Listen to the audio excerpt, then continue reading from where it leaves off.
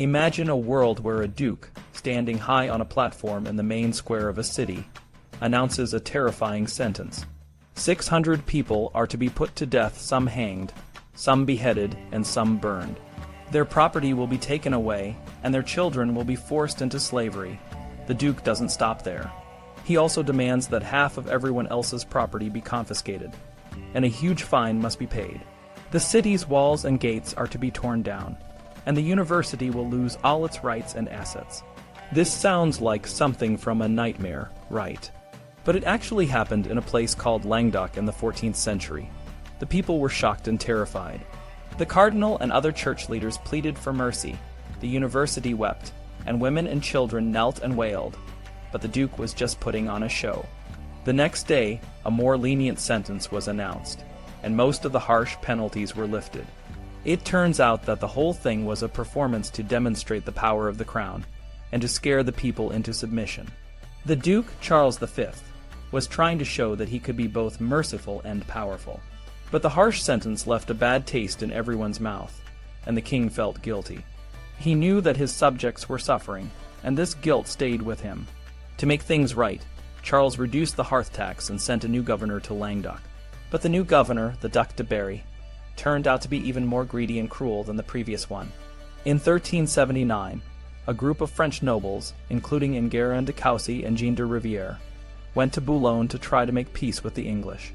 They were given permission to offer more land, money, and even a marriage alliance between Charles's young daughter, Catherine, and the English king, Richard II. But the talks didn't go well. The English were divided. Some wanted to negotiate, but others were planning another attack on France. The English had a lot of reasons to hate the French. They believed that the French had wrongfully taken their lands, and they wanted them back. The English were also running out of money for the war, so they came up with a new tax called a poll tax. This tax was supposed to raise £50,000, but it only brought in £20,000. The money was used to fund a fleet led by Sir John Arundel. Arundel was a brutal and selfish man. He delayed the expedition because of bad weather, and then used the time to rob the countryside and abuse the people. He even kidnapped nuns and widows, and took them on his ships. When a storm hit, Arundel ordered the women to be thrown overboard to lighten the ships. He was eventually wrecked on the Irish coast, and most of his ships and men were lost. The rest of the fleet turned back, and the tax money was wasted. The people of England were tired of the war. They didn't see how it was helping them, and they were tired of paying for it. In 1378, the Commons complained about the money being spent on the war, especially on maintaining places like Calais and Cherbourg. The government argued that these places were necessary to protect England from French attacks, but the people in the south coast towns didn't believe it. They continued to suffer from French raids, and in 1380, even London was attacked by a Castilian force. The King's Council argued that the footholds in France gave them a way to attack the French when they were ready. This was the view of the King's youngest uncle, the Earl of Buckingham, who was a fierce and proud young man. He believed that war was necessary, and that they should never give up fighting. In 1380, the English renewed their promises to help the Duke of Brittany, Jean de Montfort, who was fighting against the French. But the talks for peace at Boulogne were still ongoing. The English were suspicious of the French offers, and believed they were just trying to prevent them from helping Montfort. The English also had a new reason to resist peace: the schism in the church. There were now two popes, and the English were being pressured to side with one of them.